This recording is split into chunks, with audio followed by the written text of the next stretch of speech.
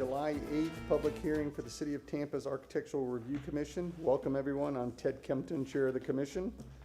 If you are here to present a project, you will have limited time to make your presentation, so we suggest being thorough but concise. When coming to the microphone, you will need to identify yourself and your relationship to the project. The commissioners will not ask any questions during your presentation. Your project should be presented in the following order: site plan, elevations, architectural details, wall sections. Staff will then present their report. We will then ask for public comment. Please state and spell your name clearly if you are here to speak for or against a project. Your time will be limited to 3 minutes, so take some time now to summarize your comments because 3 minutes goes by very quickly. Following public comment, the commissioners will ask questions in the same order as the presentation. Next, the applicant will have 5 minutes for rebuttal. The public hearing will then be closed. After the public hearing is closed, no further testimony can be given. The commissioners will then discuss the case and will make their decision based on Chapter 27 of the City Code of Ordinances, the Design Guidelines, the Secretary of Interior Standards, Historic Preservation Development Review Committee comments, and the testimony given at the public hearing. The ARC can only act on items that are within our specific jurisdictional responsibility. Owner agents are independently responsible to obtain any appropriate permits and/or approvals. If you haven't already done so, please silence cell phones. And I'll start on my left with the introduction of commissioners. Elena Perez Ketchum, Attorney Representative. John Prokop, I practice architecture. Brian Hammond, architect. Tim Jones, General Contractor and Certified Building Inspector. Also in attendance, we have from city staff, Elaine Lund, Jared Varnum, and our attorney, Dana Crosby-Collier. Okay. So we're going to move on to conflicts. Yes, sir. Dana Crosby Collier, City Attorney's Office, would like to inquire if any member has a conflict of interest with any item on the agenda this evening. I do. It would be the first case, and I will recuse myself. And at file that your point. Form 8. Yep.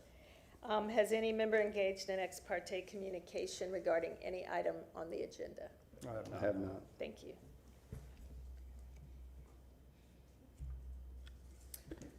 Good evening. Excuse me. Good evening, Commissioners. Elaine Lund, Historic Preservation Staff. This evening we have no continuations on our agenda, so we can move at this time to the swear-in. Will all those who are here to speak tonight please stand and raise your right hand?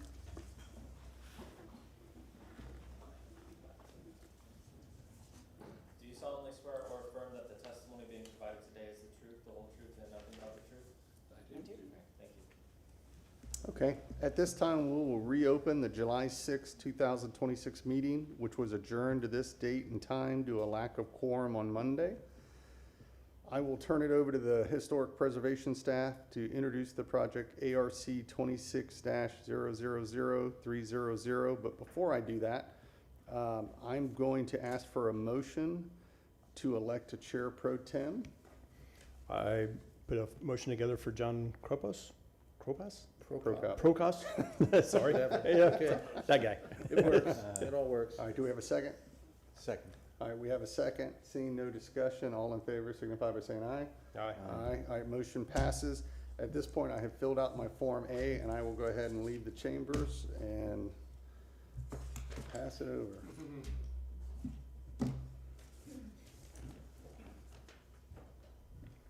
Okay. So the first item on this evening's agenda to be reviewed will be application ARC-26-00000303 for the property at 5208 North Branch Avenue. This is an application for your review for a certificate of appropriateness for new construction of a single-family residence and an accessory structure with site improvements. This property is located in the Seminole Heights Historic District, and you can see on the location map here, the location of the subject site, which is currently vacant, is shown in green. It's south of, in the southern half of the Seminole Heights Historic District, between Giddens and Frierson Streets, on the west side of Branch Avenue.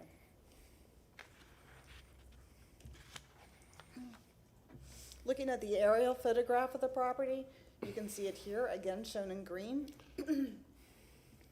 On the west side of Branch Avenue, there is a alley that runs behind the property, north to south. This is the 1920 Sanborn map of the area. Again, you can see that this is a historically vacant lot. This is the view looking west into the vacant parcel. This is the property directly to the north, a contributing structure. And the property directly to the south. Then turning and looking across the street, we have another contributing structure on the east side of Branch Avenue. This is the view looking north on Branch toward Giddens. And the view looking south. This is the view in the alley looking north. So you can see the adjacent properties, accessory building there. And the view looking south, and you can see additional accessory structures that are along the alley in this location. That concludes the photo presentation, so at this time I'll ask the applicant's agent to present the request. Good evening, my name is Alan Dobbs, 5912 North Tampa Street. I'm the agent for Brandon Passalong, the owner of the property. And he would like to build a new home for this property, a relatively modest scaled home compared to a lot of the projects being built in Tampa, and also an accessory structure.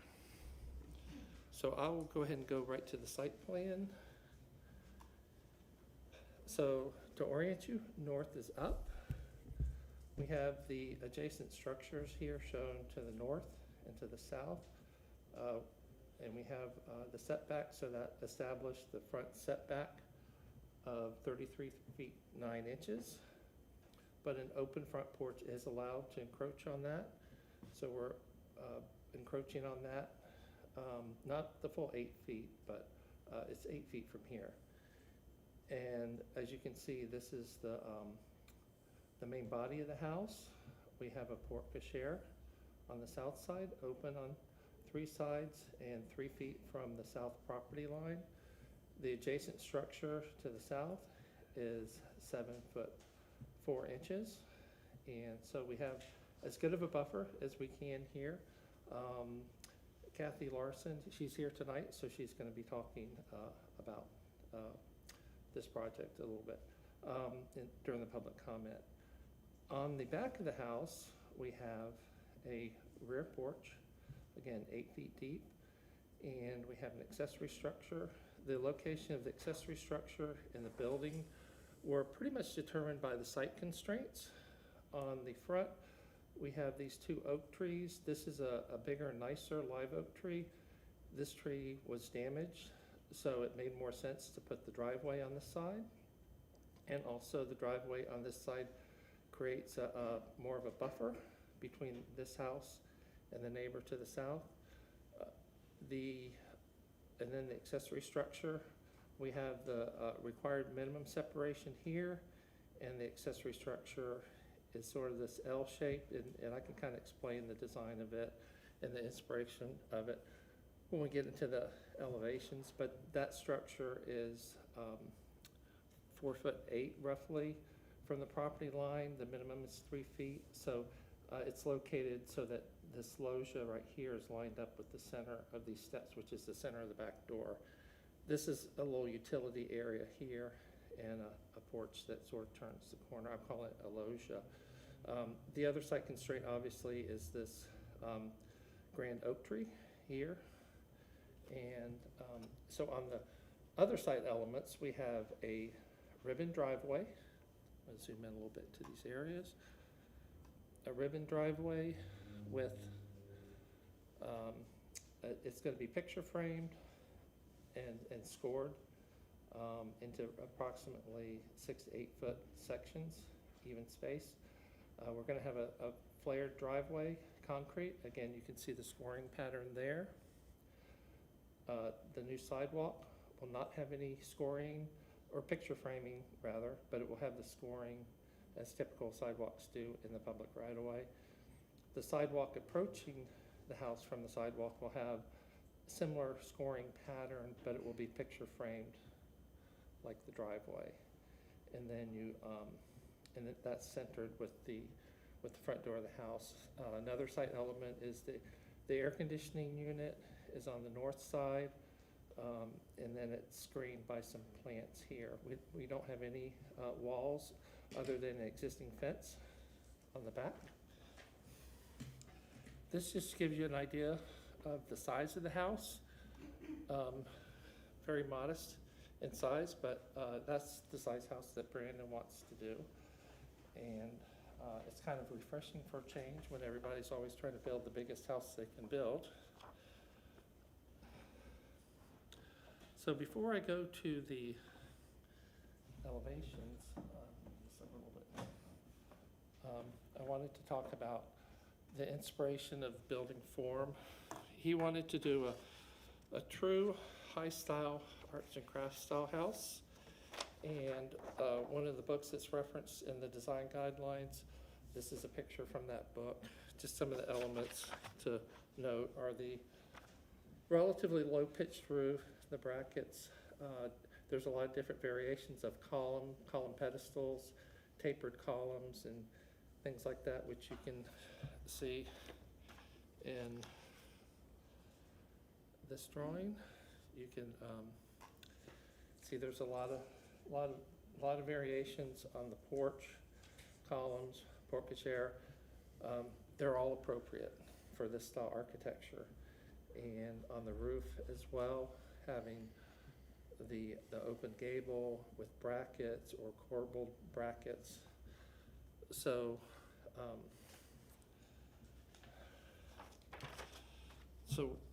another element that's found on at least 4 or 5 of the houses that I know of that I've worked on in the neighborhood.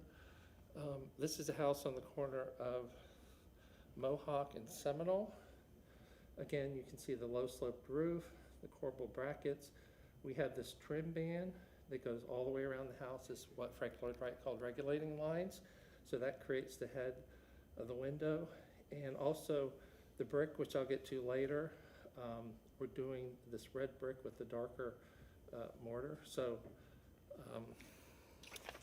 the other thing on the accessory structure is this was my client's inspiration picture for the accessory structure. He wanted the living space inside the accessory structure to have folding doors that open, but the doors are in a traditional French door type proportions where you have the heavier stiles and rails, and this is the reason for the large porch. So we're doing a really large overhang over the walkway here. So that was, and then also note the exposed rafter tails, and they're a little bit wider than just a 2x material.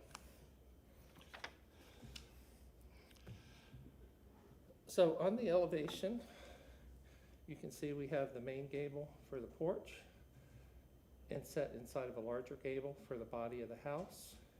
And then we have the porte cochere on this side with a side-facing gable. We're doing a tapered column that's about 6 feet above grade, and then we're doing 6x6 post, and then we're going to have this little bracket, decorative bracket on top. And this beam lines up with this trim band I had mentioned on that other photograph. We have a flared skirt, and we have a brick foundation piers, and we have a foundation vent with just simple vertical members. We have concrete stairs with welcome walls on either side, which are brick, but then have a concrete cap. The tapered column bases have concrete caps as well, and then the one in the middle as well has a concrete cap. These are the same size as the columns, but they have a little decorative bracket here. I guess I can zoom in a little bit. And the The siding on the skirt is gonna be a hand split shingle or shake, I should say, that's flared. And then we're gonna have about a 4 or 3 inch water table that runs all the way around. And then we have the windows. These are a single hung cottage style window. That's actually common, or not uncommon, I should say, where it's 1/3, 2/3. And I have some more information on those. And then we have the brackets as well. I have some more detail on the brackets as well. So there's the composition of the front elevation. The side elevation, you can see the gable for the porte cochere. These brackets, they turn the corner, but they also extend a little bit past on the corners, and that's the detail that is on several houses in the neighborhood, and it sort of reinforces that band. You can see the again, the skirt and the piers on this elevation. The windows are 7'6" above the floor, and the back porch has these same columns, but they continue all the way down to the slab, and we're doing a concrete slab. And the concrete slab on the front porch and back porch and the steps will all be a nice broom finished concrete that will be painted. As you can see, we have exposed rafter tails. The barge rafters have a profile detail to them. We have a standing seam metal roof, and you can see the brackets extend a little bit beyond the barge or fly rafter. And then on the back, and as well as the front, we have below the concrete, we have all brick. And then on the back porch as well, we have welcome walls, which you'll see in the plan. This is sort of, I have a separate sheet that has all the elevations of the accessory structure, but this is, you see it from the south side, so it's very long this way. We have these double angled supports because we have an extra large overhang, and these are sort of tapered to pick up on some of the tapering we have. It picks up on this detail a little bit, but also what you saw in the inspiration photograph. Here, the floor is much lower, but we still have the flared skirt, but the skirt is lower, and this bracket comes off the skirt, and then we have all these brackets. These brackets, by the way, are pulled in from the corner. A lot of times you'll see the brackets right on the corner. That always creates an odd detail here, especially if it's a cantilevered bracket. So it's much easier to cantilever if you pull it in. So it lines up with the interior column in all cases. You can see that also on the rear elevation. This is the sitting rail with some supports and those little brackets. You can see the welcome walls here.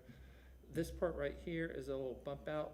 The rooms are fairly small in the house, so this is the master bedroom in the back. So we have a little bit wider window for egress, and this is the part that bumps out, and then this roof actually will turn and run along here, which you'll see in the roof plan. The other side elevation, again, the same details on the front porch. You have the welcome wall and the porch with the slab on top. All the piers are evenly spaced with the wood lattice. This is a suspended wood floor. And then the flared skirt, and you can see the windows. The pattern of the windows is generally 1/3, 2/3 single hung, but the smaller windows are just gonna be casements that have so there'll be 1/1. Over the bed, in the bedroom, we're just gonna do 3 small windows, which is basically half of this window right here. The accessory building in the back, we just have the 3 windows equally spaced, and then, as I mentioned before, the smaller skirt, and then the larger rafter tails, which match the rafter tails that we have on the other side, which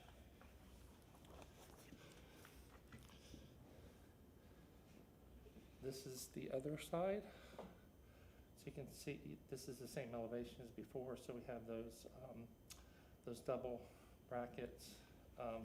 This is the east elevation that faces the house. We have those same 3 windows like what we have at the master bedroom. And you see some people there for scale. And then the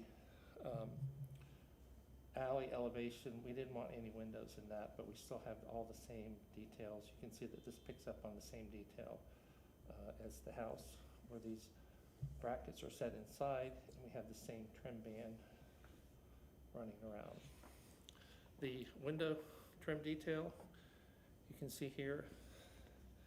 Again, we have the trim band, which is basically a 1x6 that's on 3/4 inch nailer, so it sticks out a full 1.5 inches. So you get, this sticks out much, 3/4 of an inch beyond the face of the siding. And then you can see the wider side casing, 4 3/4 inches, which is typical throughout the neighborhood. And then the sill that has a little scotia trim at the bottom, or like a little cove molding. This shows the accessory building in section. So you can see it's a slab on grade. This is the wide loggia, and then you can see the larger overhang on this side.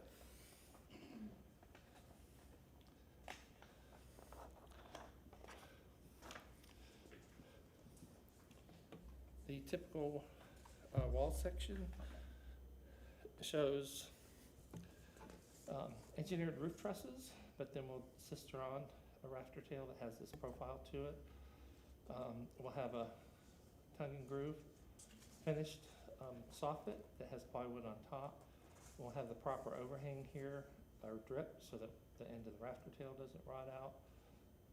This is the window opening here. So this head casing is the same as that trim band that runs all the way around. The sill of the window sits on top of the water table that is continuous around the house, and then we have the flared skirt here, and then we have the modular brick. Actually, we're going to do CMU, but then it's going to be a thin brick, but it'll look like modular brick. And then you can see the wood lattice there. The 9-foot ceiling height is pretty typical in the neighborhood. The back porch detail is, and the front porch is similar. We have the concrete block stem wall, fill, slab. We have a 3-inch high edge, and it has radius corners. We have the columns that have this little and sitting rail that has this little support detail here, and then you can see the corbel bracket there. The beam, the bottom of the beam is trimmed out to line up with that trim band that goes around. From the siding above the water table here to the ceiling, which is 1x6 V-groove kind of groove, we have again that scotia molding there. And then the wood columns, which I mentioned before, the brackets,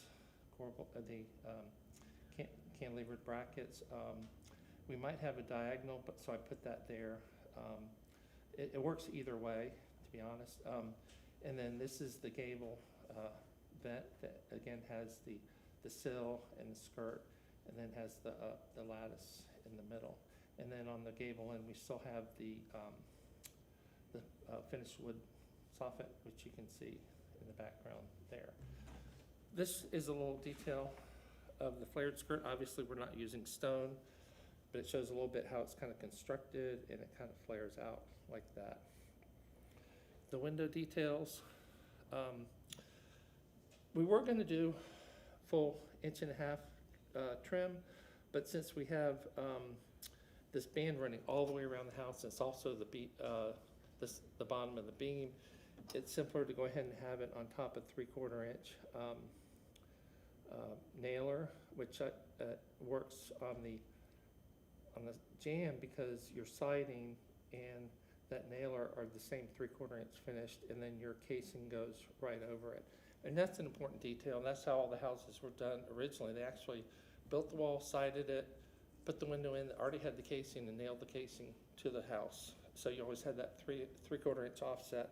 So we're kind of mimicking that, but we're doing it in a much better waterproofing kind of way.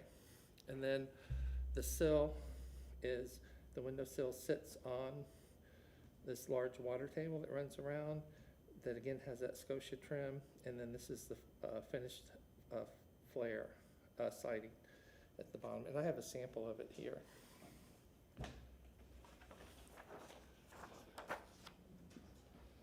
The detail for the porte cochere columns, basically it's going to be a concrete foundation that has concrete block structure that's capped, that has a cast concrete cap, again, that matches the porch or porches, and then we'll have a full brick veneer that tapers up to it, and then we'll have the same type of columns as on the back porch, and then we'll have that corbel bracket there, and the beam, and this detail that I had mentioned before, the same rafter details. One of the little details that at the base, you can see I'm just doing like a little, this would be like a 2x2, and then this would be a little 3/4 inch trim. So it just has a little base, it's not just sitting on the concrete. Because usually with these columns, we'll sit them on some cellular PVC, so we have the separation, so we're not having the end grain sit on the concrete, but we want to cover that up, so that's the reason for that little trim there. And then the wall section at the accessory building, as I mentioned before, it's a slab on grade, and we have the flared skirt, same water table, same siding, wood siding, not hardy, we're using wood, and I have some more information on the siding. Then we have the window. This is like through the north side, so it has a higher sill on the window. And then these rafter tails are a little bit different. They stair step like that on this side to pick up what we're doing on the other side. And also we have a little bit higher ceiling in here because we have 8-foot plate height, but we want to have a little bit more volume on the inside. But we didn't want the accessory building to be any higher because typically they are pretty low scale, smaller buildings. The other section at the accessory structure is over the loggia. So this has an extra long overhang, which that's just too long for a 3x6. So we have this intermediate here that comes down and sort of sits on this, or it appears to sit on this, and then that's what provides the support. And then this is a 6x4 that runs continuous. And then you can see the monolithic slab. This is, again, broom finished concrete that slips away, the flared skirt. Same siding as the house. The same wood as the columns of the house, and then the wood rafter tails, and then the V-groove, tongue and groove finished soffit here, and the same overhang.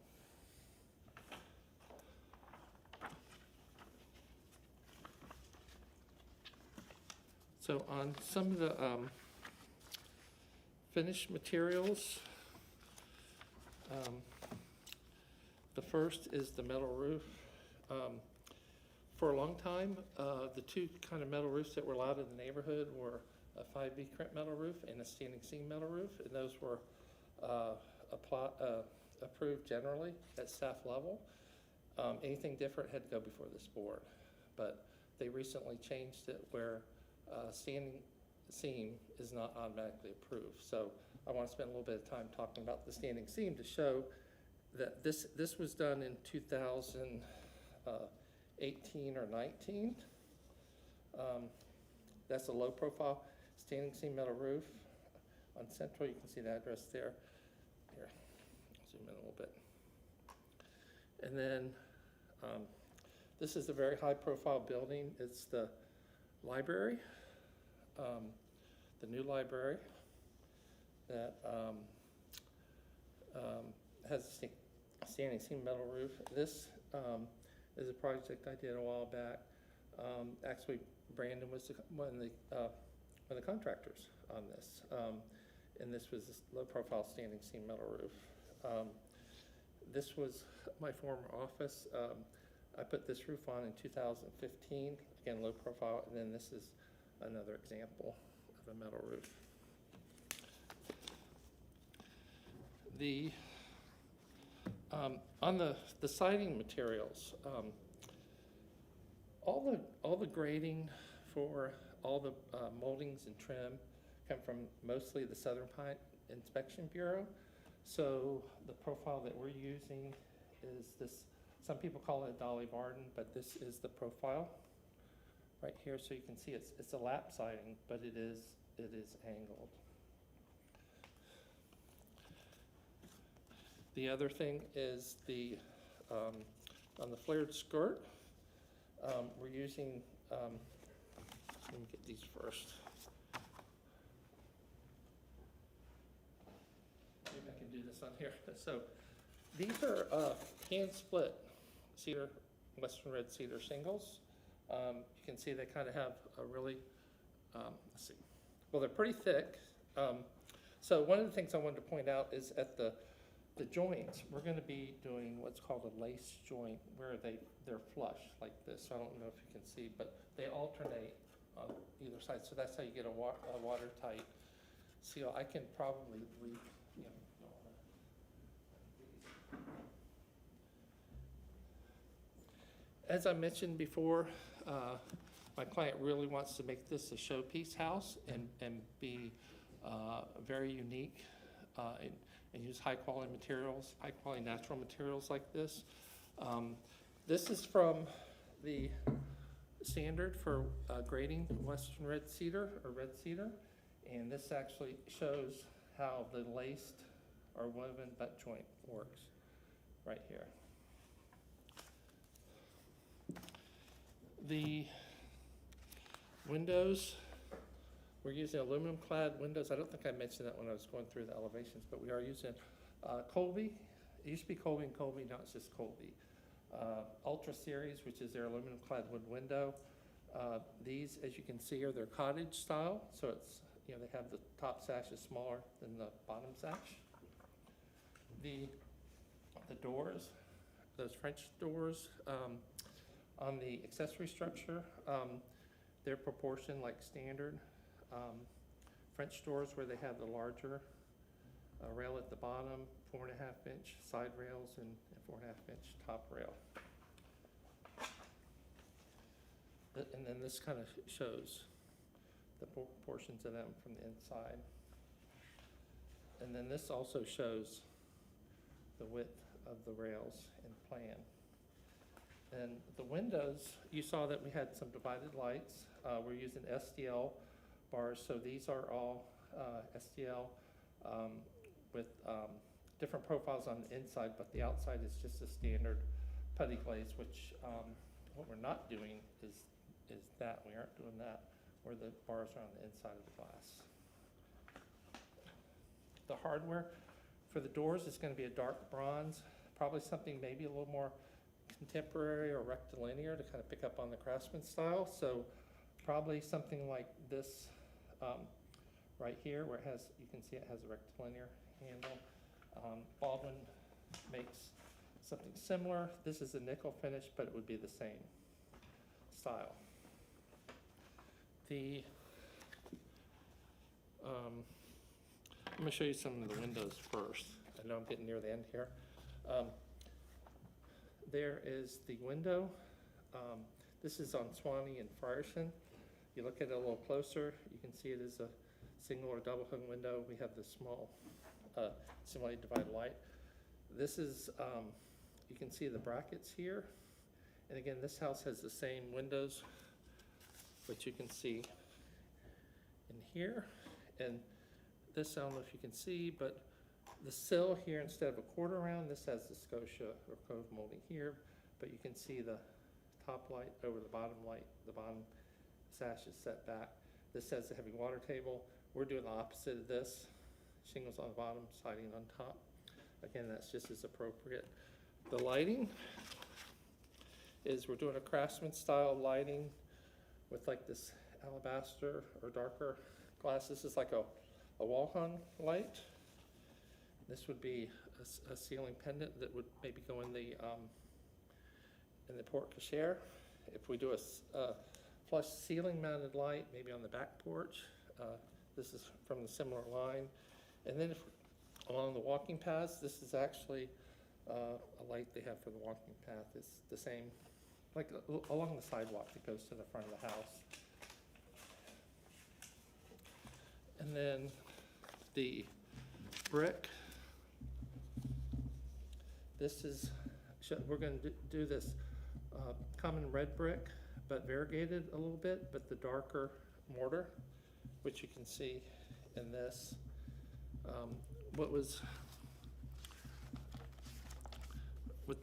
This was the darker brick with the light mortar, which is a little stark.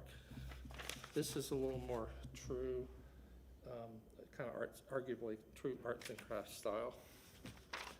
And then the foundation lattice, excuse me for this note, but I tried to find a picture of it. I have it in the drawings, but this is the kind of foundation closure we're doing, but on the back side you'll have the hardware cloth, which keeps the little critters out. But it's just very simple vertical members. And then just to kind of, this is unrelated to the outside, but this is going to be, this is an inspiration picture on what we're doing on the inside. We're carrying all those details through, and then there's a more detailed bracket. So with that, I'll conclude my presentation. Thank you. Staff found that this application was consistent with conditions. There were not very many in the staff report on the last page. With that, I believe they were mostly addressed by the applicant, if not all addressed by the applicant. So I'm available if you have questions. Thank you. All right. Do we have anybody in the audience that intends to speak about this project? Kathy, you want to go ahead?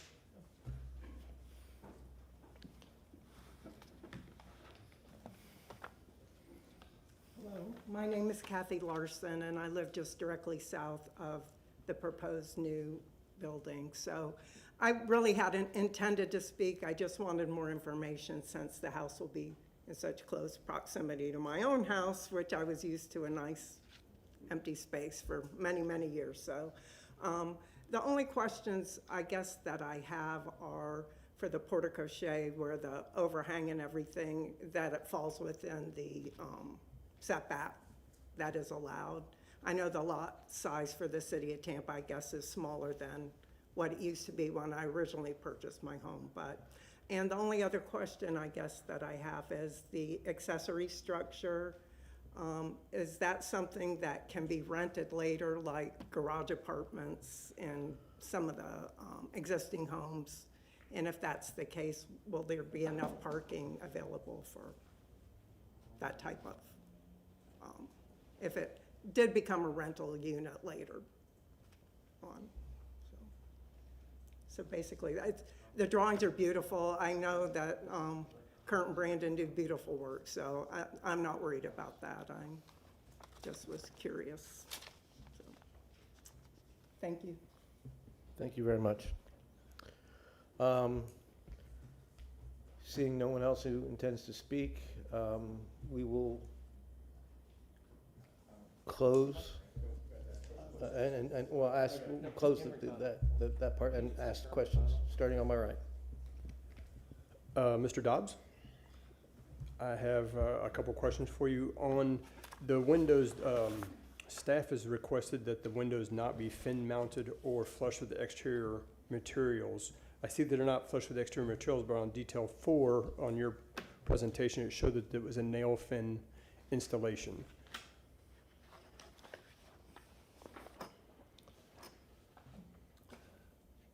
You have noted there you're going to wrap it for a flange clearance.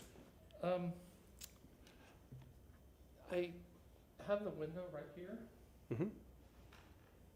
and sorry I didn't show this during my presentation, but yes, it does have the nailing fin. It's an impact rated window. It has the putty glaze. You can see how the silent rail meet there with the vertical joint. It's my understanding that the ARC and Historic Preservation and the design guidelines control anything within the public realm that you can see. How the window is attached to the structure is not really within the public realm, but we have it detailed. So the detail, whether it has a fin or not, you'll never know because of the way it's trimmed out. I think the staff was more concerned about the setback to the wall itself, because it appears like it's gonna be actually flush with the, with exterior Okay, trim. so you're talking about the profile panning, okay? Correct. So the profile panning, and that's why we're doing it like this, we have, rather than doing 3/4 inch trim, Mhm. we're actually bringing the side casing out, so we have this here. This little detail right here, that's any impact aluminum clad wood window is gonna have that detail. Whether you have the fin or not is just a matter of how the window is structurally attached to the building, because if you don't have the fin, then it's attached here. But it doesn't, but this part right here So I guess my question is is, standard. the casing that is on the windows that you're proposing to use, how thick is that casing? How deep is it? Is it gonna take up the full 3.5 inches on the framing? Well, the width of the casing is 4 3/4 inches, Okay, and it is 3/4 inches beyond the finished face of this wood siding. okay. Okay.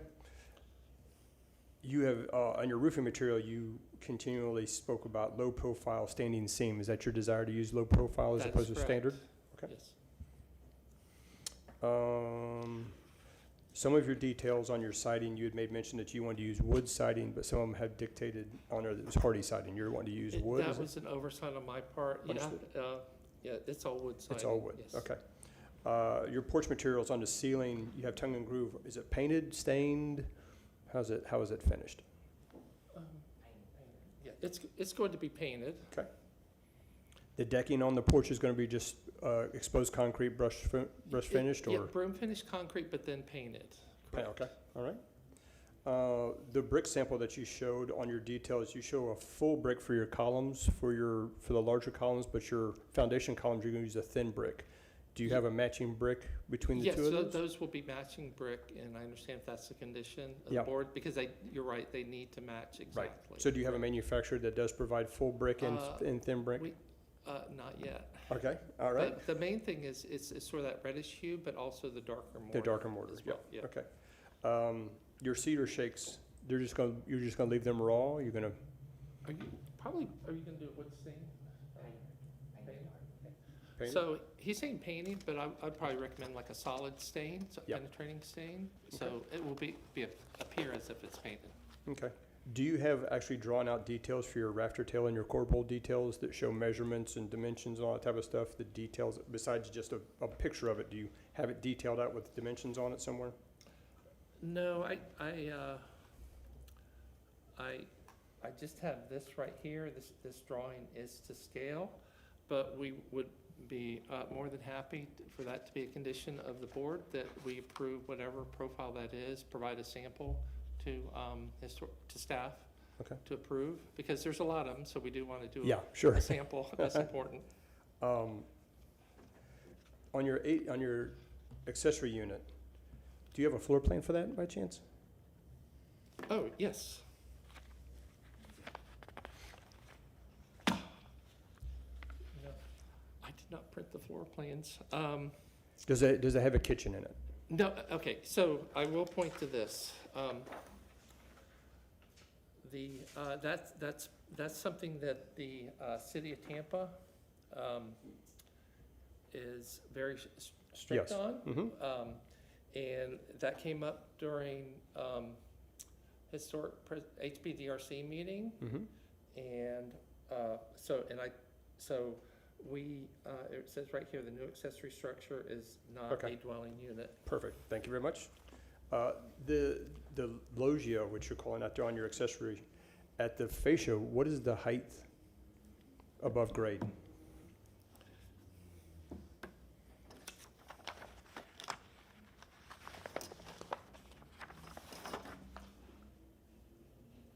You're talking about this detail right here? I can't see where you're pointing at, sir. Oh, Sorry. I'm sorry. That's Let me zoom out, sorry.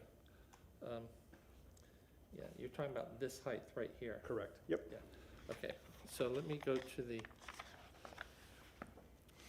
building section, okay. So this has, so that trim band for scale or reference is 6'8", the bottom of it, and you can see here. So we actually come down to about 6'6", right here. So that's about what it is, about 6'6". So are you prepared when city doesn't allow you to do that for clearance? Oh, Because of it need to be course. 6'8"? Yeah, Okay. yeah, Right. we can definitely tweak that too by adjusting the heel height. Yeah. Yeah. Okay. Let's see. One last question on your accessory structure. So I didn't see any fences or gates on your plans, is that correct? Right, there's no walls or fence, well, there is a wood fence, existing wood fence, but no new fences or walls are in the, So is there a wood fence on the north side of the property? no. So how are we going to screen the accessory structures mini split? Well, the neighbor has a fence. Okay, so there is a fence there? Yeah, Okay. yeah, just we don't have a fence, and we have, as I pointed out, the plants that are, But that's on the main house, but on the accessory structure, the mini split unit on your site plan didn't show any type of landscape. okay.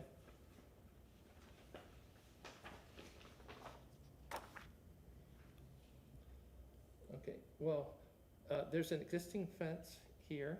Yep. Can you move that up just a little Oh, bit yeah, there? let me zoom in too. Yeah, there is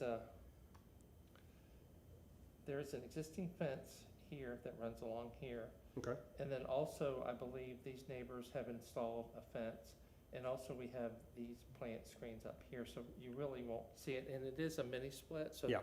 they don't stick out real far, so. And it is really far back from the street Right. as well. Okay. Then one last question for you. The windows, with your 1/3, 2/3, Mhm. so does the bottom, just for my own knowledge, does the bottom sash only go up 1/3? It only goes up 1/3, yeah, and it Really? can be a single hung, Yep. or you can be a double hung where the top comes down as well. And you're doing a single hung, if I remember you, Yes, okay. exactly, and I did verify with, it's actually Mansion Windows and Doors. Mhm. They do Sierra Pacific and Colby, Mhm. and both of those have the cottage style window that meet impact. Okay. I have no further questions. I have no questions. I guess the only question is, do you mind just addressing the neighbor's question? Oh, yes, yeah, I'm Or glad you questions? asked that, yeah. Yeah. Okay, and I have talked to Kathy several times, and yeah, she was concerned about because the bedrooms of her house are on this side right here. That's part of the reason we put the porte cochere on this side, so that there was more of a distance between the body of the house and the bedrooms here. The porte cochere is 3 feet from the property line, but we do have the gable end overhang. But that will still be, if we have a 2-foot overhang, that's why I'm proposing, then we'll have a 1-foot separation from the property line for the overhang. And you're allowed with the 3-foot setback to have a 2-foot. Now, we'll have some fire rating stuff that we have to do because it's less than 2 feet from the property line, yeah, I mean, her property is 7'4", so it's a little bit more than the minimum. Now, if her property was, 6 feet by 4, which is actually common in my houses, then maybe it'd be a concern, but there's a reasonable separation there. And again, I'd like to point out that this will not be used for any rental or anything, it's just Brandon, so he's only gonna have 1 car, but because it's a single-family residence, we have to have 2 cars. So that's why we have this here. Most people just park out here, so they won't even really be, getting near her house. But it's more, I guess, a matter of, we're sort of entitled to do it just because of, we are meeting the city requirements for setbacks. So the overhang of the porte cochere is within the setback that's allowed by the city?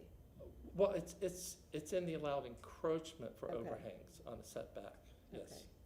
Is there anything that can be done with landscaping to, Well, or is well, there not of enough course, room? of course, yeah, Brandon is, and, you know, he, because my presentation ran a little long, he can be available to answer any questions on that.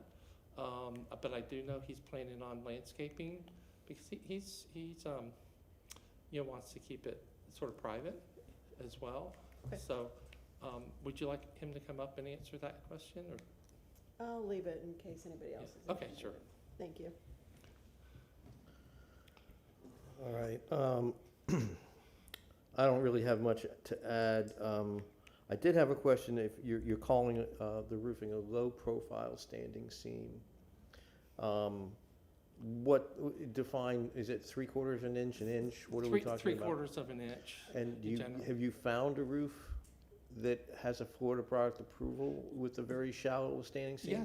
Yes, Snaplock, I think it's 24 gauge. Usually you want to do 24 instead of 26 gauge to avoid oil canning. Okay, You know, a lot of the roofs, they put those little ribs in it to avoid the oil canning, but when you do the heavier gauge, then you don't have to have those Correct. ribs. And when I did my office in 2016, you know, I think it was pretty much the same wind load rating, so, and there was an issue, and then the house I pointed out on Central was done in 2019, and then there's been probably about 4 or 5 other houses within the last 5 years.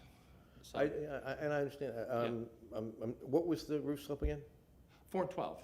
412, Yeah. okay. I know we went through the same thing on a project Right. that has a lower slope than 412, and we couldn't use a 1 inch, we had to go to like a 1.5 or 1 Yeah, low profile, because you do have the standing seam, that does help with lower Right. slopes, but you get to a certain point where As the soon as water you get doesn't above, shed I quick think, as enough. soon as you get above 312, I think you can go to a smaller, Yeah, well, it depends on the manufacturer, Yeah. and I think the detail of the standing seam. of the roll, yeah, Yeah. yeah. Okay,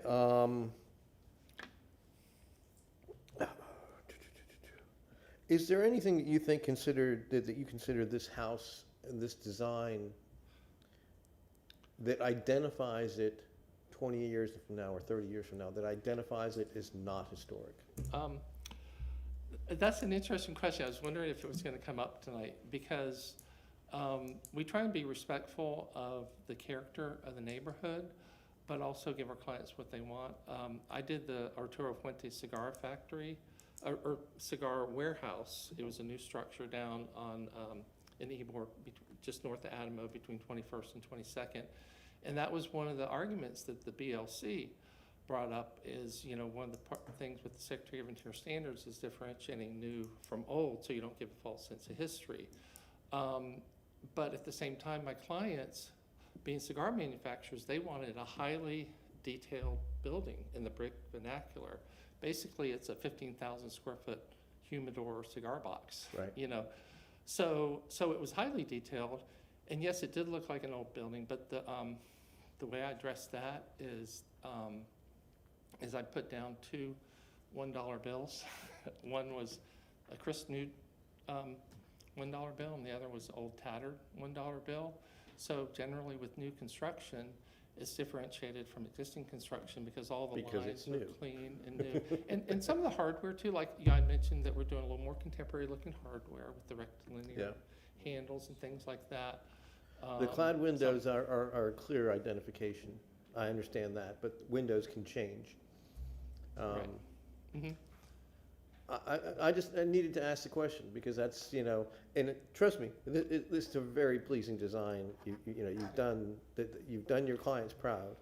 I just know that I don't want 20 years from now people to drive down the street and wonder, is that a contributing structure or not? Yeah, okay. Well, it will be on the map, you know, the historic preservation map. But- Okay. No, I understand. And I think we probably do want to, in a motion, we probably do want to condition that the manufacturer of the bricks and the thin bricks be the same manufacturer, that be a condition of approval. But I don't think I have any other questions. You have a few minutes for rebuttal, if you want to I'm gonna rebut. have to, here, come up and say what you're gonna say. Hello, my name is Brandon Passlong. I'm the owner. And I'm very excited about this project. So I happen to be an owner of North Rome Lumber as well. We've participated a lot in the preservation of Tampa, including the building that we're in here, Ybor City, a lot in Seminole Heights, Hyde Park, Bayshore. I'm also a general contractor, me and my business partner, and we happen to live on this block, and we've lived on this block. He's lived there since the day I met him 30 years ago. He was renovating a house on this block while I was renovating a house in southeast Seminole Heights. So we know this neighborhood very, very, very well, and we've renovated and put our hands on many houses within just eyesight of this house. I want to first also say I completely respect the neighbor's concern, but I'm not even sure I'll let my relatives stay in the accessory structure for more than 3 days, let alone rent it out. If it's not for my mom and dad getting up in age, I probably wouldn't have it, as probably most people. I like quiet, I like silence, and I like humble. I think this house is very humble, but it's going to have some very beautiful details, I think, that's going to make the historic neighborhood proud, I think. So in terms of what it's going to look like in 20 years, coming from a lumberyard that's been in Tampa for over 80, the siding is going to be milled historical siding. I know the profiles front and back from the SPIB. I know cedar and shake shingles front and back. You know, I know building materials front and back.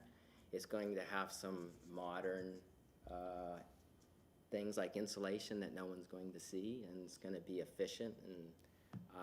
But the details from the rafter tails to the brackets, we've been producing this for the city of Tampa for the historic neighborhoods for many, many years. And I'm very excited to be able to take everything that I've learned for 20 plus years and put it into my own house. Because this is the first house that I got to build for myself and not someone else. So, Okay. is that good?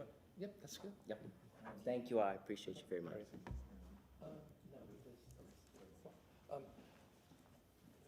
Just one last thing, I'd like to, I have 2.5 minutes. I was so focused on all the details and the elevations, I overlooked printing the floor plan, but this shows the floor plan here. And so you can see you have the porch, you have a dining area here, a parlor here, a large open kitchen here, bedroom and bedroom here, and then you see the living in the back, which is, everybody lives in the back of their houses now, and then the accessory structure is going to be this room with the folding doors here, sleeping room here with the window there, pantry, and then closet and bathroom, and then this is going to be like a utility room with washer and dryer, and you can see the large overhang there. Okay. And I assume since I have 1.5 more minutes, Kurt, you want to come up and say anything in rebuttal or anything? My name is Kurt Plum. I lived at 5302 Branch, immediately north of the structure. Just to comment on your concerns about what this house will look like in 20 years. Brandon and I have been building my business partner pool since 1998. And every single home that we've touched in Seminole Heights, going back to 1998, you drive by it today, you would think it's been there 100 years. So everything we do is very respectful of the historic nature of the neighborhood. And we take a great pride in what we do, and that when someone drives by, it looks like it's been there since the beginning. So that's all I have to say. The very last thing I'll say, and then I'll be done. To respond to you, John, the main difference is everything will be square, level, and plumb, which is unlike all the houses from the 20s. Perfect, thanks. All righty. All righty, I think we'll end the question and answer session and talk amongst ourselves. I think it's a great design. I just think they have some details they need to work out. I think it's something they can do with staff. They need to finalize the roofing material, actually specify manufacturer, same thing with the brick, same thing with the door hardware, some on and on and on. My only concern would be the porte cochere is a little oversized. Looks like it's about 9 foot in the opening of the throat between the stairs and the columns. I think they could reduce that down to 8 to kind of give a little extra buffer for the neighbor, but I think that's something they can work with staff possibly to, if they could rectify it, Well, great, they're- if not, it'd be just fine. They're within code. Right, yeah. Yeah, I mean, but the porte cochere normally on a historic home like that is You not 9 you feet. might wanna buy a Lincoln, 64 Lincoln Continental, it's 8 feet wide. Yeah, true, You know? true. Um, Or you may drive a pickup anyway. truck, that's 8 feet Yeah, wide. So, yeah, right, exactly. Right, Right. but that's it. I mean, they're gonna have some difficulties when they go through permitting anyways with some height restrictions, It things didn't, like that. it didn't appear out of scale. No. To the rest of the house. No. It looked appropriate. In fact, I mean, I'm just, from a historic preservation standpoint and looking at historic detailing, this just kind of gives me goosebumps. Yep. All these little tiny Mhm. tweaks and details. But my concern is that it mimics and copies historic detailing Right. too well. And the Yeah, point unfortunately for them, the point they do of too good a job. the standards, the interior standards, are that there be a clear distinction between what's historic and what's new, because anything that copies too much historic Mhm. and looks like it's been there forever, when it hasn't been, reduces the value of the actual historic That's right. properties. Yeah. And that's, Mhm. that's a concern. That said, no one's gonna complain about this house No, standing out or sticking out. So I think we can, with the obvious promises and assurances of quality of materials and workmanship and that kind of stuff, I mean, I think that's, that distinguishing between new and old is gonna be evident in that it's gonna stay square and plumb. yeah, and look new. And Yeah, yeah. not be crooked and sagging. Right. But, does anybody else have any? Nope. No? Anybody want to, I'll take it. try for a motion?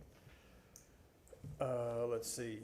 I'd move to grant a certificate of appropriateness for the drawings and documents presented at this public hearing in ARC-26-00000303 for the property located at 5208 North Branch Avenue with the following conditions: that the applicant works with staff on the details for rafter and corbel details, door hardware, the roof finalization, the brick, full brick and thin brick being similar. They would work with staff on possible landscaping at the edge of the porte cochere to give a little more buffer between them and the neighbor. Did I miss anything? I think that was it. I don't have anything else. Because based on the finding of fact, the proposed project is consistent with the Seminole Heights? Seminole Heights design guidelines of the city of Tampa for the following reasons: that it adheres to scale and massing and architectural detail. Second. Okay, have a motion and a second. Do you understand the conditions? Yes, I do. Okay. Can we have a vote? Hmm? All in favor? Aye. Aye. Okay, 4-0. Thank you very Okay. much. Thank you very much. Congratulations. Can I get a motion to receive and file submitted documents and exhibits? So moved? All in favor? Aye. Aye. Aye, all right. We can now adjourn the July 6th, 2026 public meeting and call to order the July 8th, 2026 public meeting.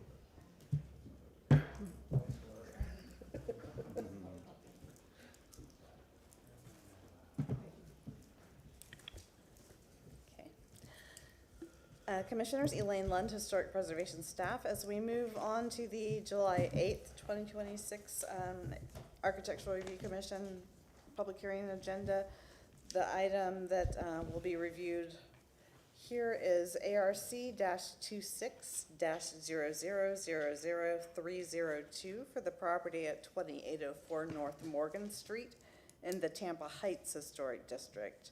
This is an application for the new construction of a single-family residence and site improvements.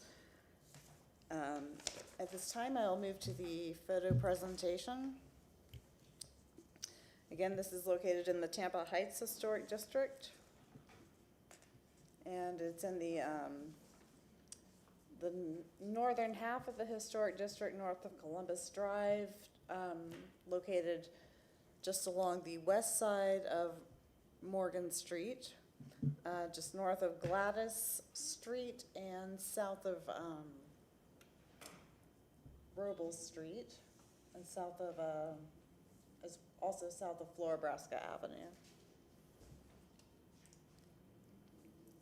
This is the 1920 Sanborn map of the area showing the subject site. You can see that the lot itself does not go all the way back to the alley. It's a truncated lot. Again, just north of Gladys Street on the west side of Morgan.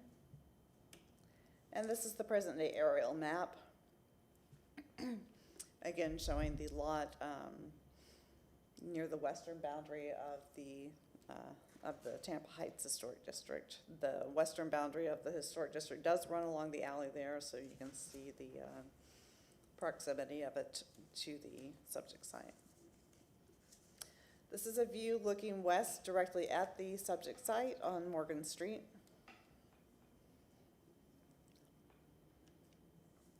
This is the property directly to the north at 2806 North Morgan Street. An application was recently reviewed by this board for new construction here. This is the property directly to the south at the corner of Morgan Street and Gladys. This is the property directly to the east. This is a non-contributing building that was constructed, I believe, in the 1990s, prior to the development of the historic district, or the designation of the district. This is the view looking north along Morgan Street, so the subject site is to your left. And then this is the view looking south on Morgan Street toward Gladys Street, so the subject site would be to your right.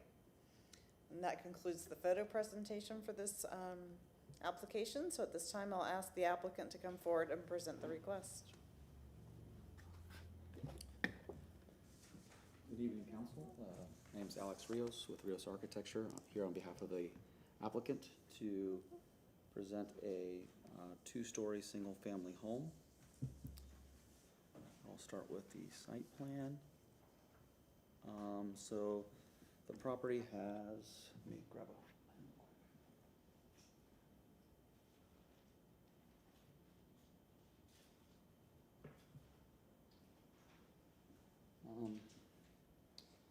the property has a uncovered tandem driveway to the right. We did apply for a design exception to taper the driveway a little bit left of center to not overlap or to curve the driveway to keep it straight. We do show a 3x3 concrete scoring pattern for that driveway. We do intend on maintaining that into the walkway. The footprint is in the darker shaded area with a 8-foot deep front porch and a 7-foot deep rear porch. And we do have a grand tree to the back that we've maintained our protective radius from. And here's a 3D view axle of the structure. There is a side and partially covered side entrance here with 2 columns. But of course the main entrance is right there. Some floor plans for reference. So first floor, front entry, staircase to the second floor. Can you slide it over just a little bit more so we can see both? This good? No, it's to the left or right, I'm not sure which way it's. Oh, That's good right there. Okay, Yeah, perfect. Thank you. Yes.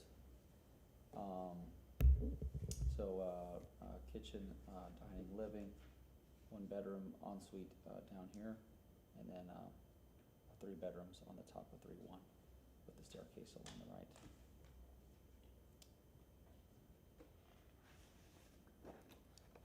Here are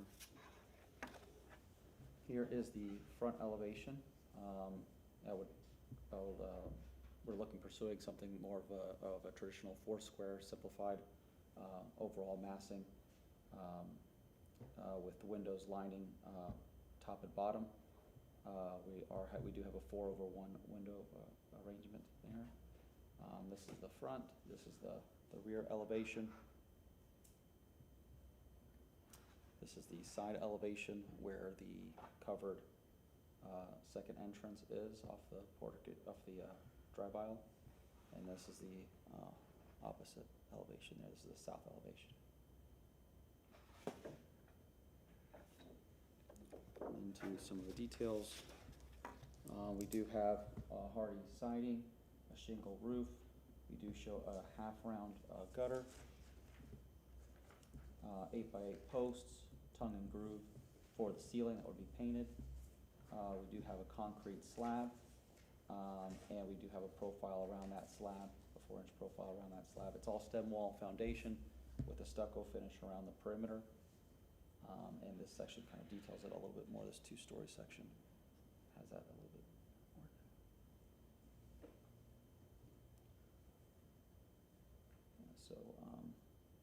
So shingles, vinyl soffit, recessed Geldoin vinyl windows, the siding. We have a 4-inch hardy board trim around all sides of the windows, and just a stucco band at the bottom where the slab begins. This is a typical elevation of the window with 4-inch wide trim all around.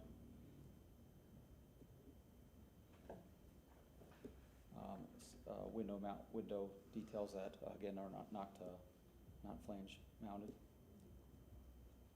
And then some other details here where we show the corner board and door arrangement and beveled siding.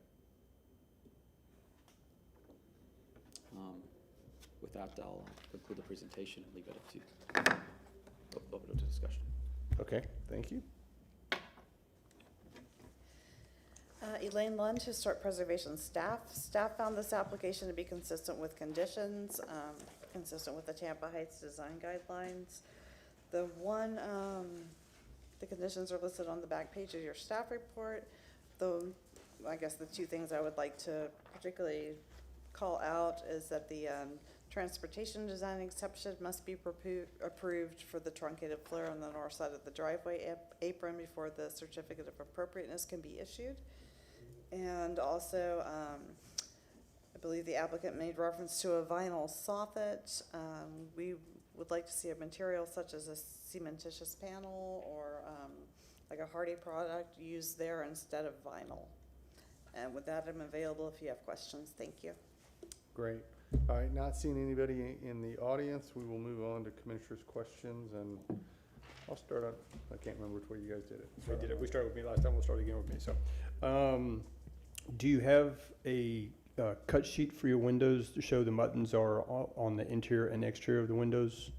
Not a cut sheet, but we are proposing a 4/1 is the intent. But it doesn't show you don't have anything that shows grids on the interior of the window, exterior of the window, anything like that? Just the elevations that show the button profile. Okay. No. Okay. I'm just going through the staff conditions here. Would you consider incorporating brick in place of stucco for the foundation walls in the front porch to kind of give a separation? Oh, we do have a stucco finish Yep. at the base. Is that? Would you consider using brick on that front porch area to break it apart? I would be open to it. I just don't know. Personally, I think it might get a little bit busier with Okay. that detail. Yeah. Okay. Let's see. I didn't see any doors, any call-outs for doors, manufacturers of doors. Do you have material? We don't have a manufacturer or vinyl would be the material, but we do have just diagrammatic representations of what the door will look like. We actually have our exterior elevations. Let me see those show them a little bit more But what I'm accurately. asking for is you don't have a manufacturer or a product number that's called out for for that door? Not for the doors, no. Okay. For your hardware or your lighting, any callouts for any? Oh, we don't have a proprietary specs other than the hardy siding. Okay. We would propose black finish for the hardware. Okay. On your site plan, can you put your site plan back up again? Yes. Thanks. Is that your AC unit that's just off the back porch? Is that the AC unit just to the right of your stairs there? Yes, it is. Do you have any screening proposed so that you can't see that from the neighbor's yard? We don't have any shown, but of course not opposed to doing that. No, personally, now noticing that, I would actually propose it here and provide screening. Okay. So I would prefer to relocate that to this corner here. Okay. And then have a screening there. On your site plan there, you have a 6-foot-high wood fence called out along the back. Yes, Upon the rear, can you tell me what type of fence that is? That wood fence? Is it board on board? Is it shadow board? we would propose a wood fence, and that would wrap around the property. Okay. I have no further questions.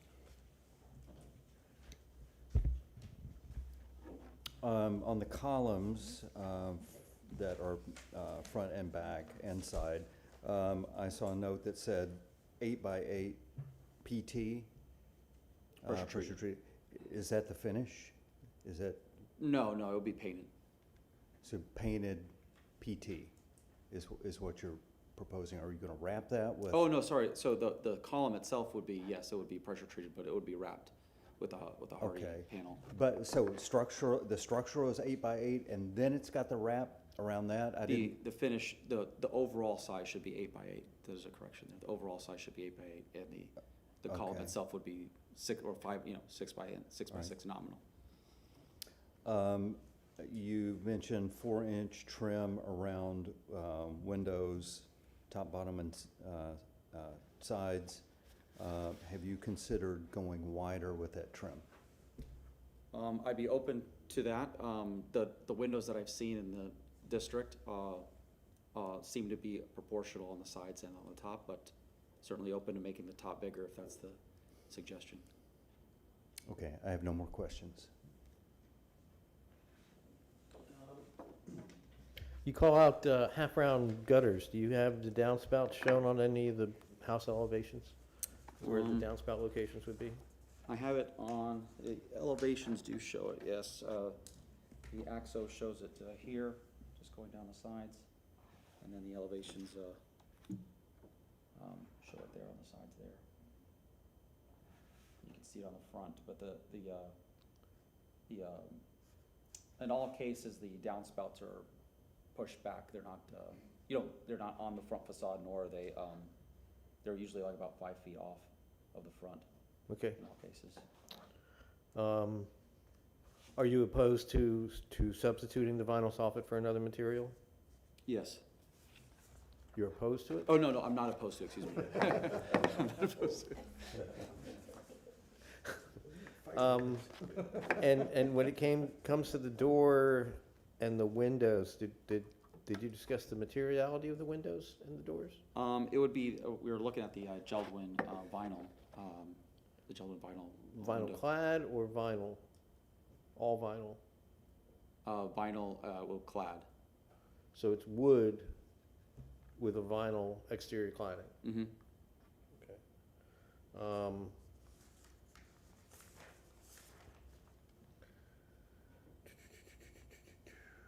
Are there any gates in the back fence intended? No.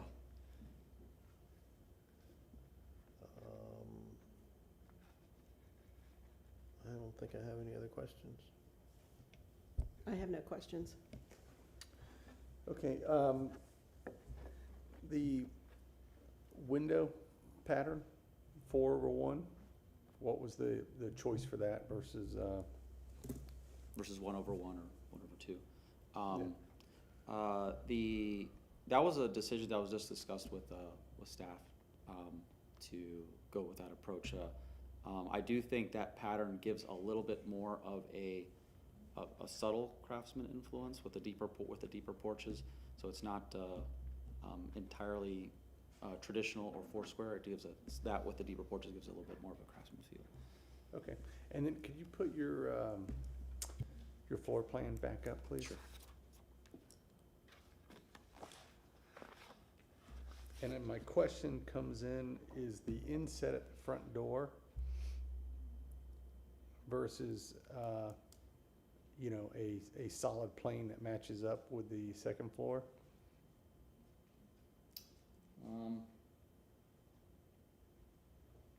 I'd say I'm not opposed to matching it. I'm looking at that now and I'm seeing the subtle difference between a traditional Foursquare and that deviation, so I acknowledge that.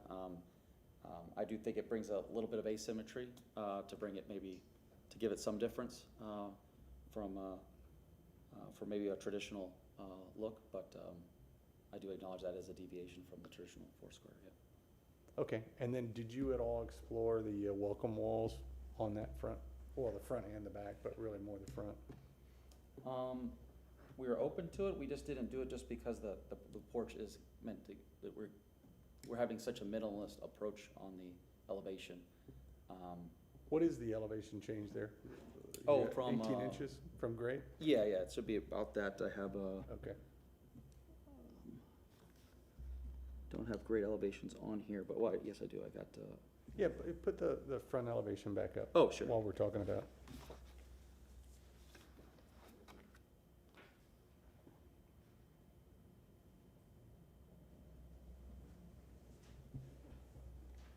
the only thing I'm missing on this elevation is just that band that goes across on the edge. Mm-hmm. Yeah, it's a real simple house. I don't think you need it. But it wouldn't hurt. I mean, you don't have a whole lot of decoration, which I know that's what you're going for. Mm-hmm. Okay. And I'm glad you're moving the AC. I didn't understand. Why you had it right there. I was like, Staring at it, yeah. Okay, that's all the questions I have. Any other questions? Okay, you have 5 minutes for rebuttal if you so choose. Yeah, no comments, thank you. Okay, great. We're gonna close the public portion of the hearing and move on to discussion. I think he's missing a lot of details. It's just whether or not if he's missing so many details, he needs to come back in front of us, or if he can work it through his staff. That's my only question. It's gonna be approved with conditions, I'm sure, but it's just the amount of details he has to put together. Definitely, there's a lot of materiality Mm-hmm. that needs to be discussed, but do anybody have issues with the actual? No, I'd be in favor of having staff do all that with them. Okay. What about the, bringing the front plane? I think he needs to bring the front plane all the way across to match the historic presence of the front of the house. That's just my opinion. I'll let the architect speak to that. Yeah, I would like to see that square, but does anybody else have an issue with the columns? Look too They look Small. pretty big. narrow to me. Yeah, they look pretty big, yeah. I wish that they had some more heft to them. Yeah. Mhm. You know, it just needs a little more substance. And the same with the window trim. I mean, there's not a whole lot going on with the building. Mhm. And so I think Which I think that, is the point. that's the Yeah. point, Yeah. but it feels a little, it feels like it's gone too far Mhm. in the simplicity. And I wish that the columns were a little bit bigger, Mhm. and I wish the trim on the windows was wider. Okay? Okay. It comes across as a builder aesthetic. It really does. Yeah, Yes. minimalistic builder. Right. Yeah, and And not thought about much. It's definitely gonna stick out from the other historic homes on the block. Yeah. Yeah, and I would tell you, like, the welcome walls are not mandatory, like, it can be done well. I'd much rather invest in thicker columns Yeah. and a little bit of the window treatment. Yeah. Because I was gonna say cheap, but Builder grade. builder grade, Mhm. where it's like, they're trying to do the right thing and they don't quite get it, and it comes across. They can go a little bit further. Mhm. They can go a little bit further Right, right. and still be very simple, Right. You know, that's Well, not it's adding not. costs, that's not adding, you know, that's not Not really. being inefficient. Right. It's just a proportion and a scale thing. Mhm. And I think, you know, that we can certainly make that a condition. I think it's an appropriate thing to make it a condition of, to work with staff on getting better proportions for the Yeah. window trim and the columns. I agree. Okay? Was there something else? I think I may have. No, cut you no, off. no, that was, the two things that stood out to me. Yeah. And Good the comments. material soffit, you know, Mhm. material Yes. of the soffits and I do want staff to weigh in on the appropriateness of the vinyl clad windows, but I think it's appropriate, I think it's accepted. Did we get the information on the roofing? I did- Shingle, he just said shingle? Shingles, but we don't know if they're There's three a lot, tab. there's doors, hardware lighting. There's- fence there's the detail, material palette. windows, Yeah, Right. exactly. It's the material palette. Yeah. Okay, fine. Yeah. We'll just, That okay. needs to be further clarified, even though he doesn't have, he says he doesn't specify, you know, he doesn't have close specifications, it's an open specification, but you still have to define things. Yep. You still have to have a design, Mhm. you know, a design spec Well, there's that gotta can be be, matched by multiple people. it's gotta be something for the ARC inspector to go off of. Yeah, to go off of, right, yeah. Right. Uh-huh. Okay. And Okay. also the fence, to review the fencing, right, because he wasn't, Well, the materials, right? The material Wood, palette, yeah, have it on yeah, there. palette, Yeah. Right, right. Okay. All right. You're the man, go ahead. So, great. I would like to move to grant a certificate of, oh, sorry. Don't we have to ask him? Oh, if he yeah, right. understands? Oh, yeah, sorry. No, not yet. No, after the Not- motion. after- Nope. Right, sorry. Yep, you're right. Yeah. We don't know what I he was on a roll here. I was moving. Move to grant a certificate of appropriateness for the drawings and documents presented at this public hearing in ARC-26-00000302 for the property located at 2804 North Morgan Street with the following conditions. That the applicant were to get with staff to work through the mechanical locations of the HVAC systems, the columns, to reproportion the columns to be larger, the window trim to be larger and more substantial, that they would finalize their material palette, and to move the front wall on the first floor out to a single plane as opposed to dividing that plane. Did I miss anything? That's all right. Because based on the finding of fact that the proposed project consistent with the Tampa Heights Historic District, the city of Tampa, for the following reasons, that it does match scale and proportion and design criteria, and is consistent with the interior design guidelines of the city of Tampa.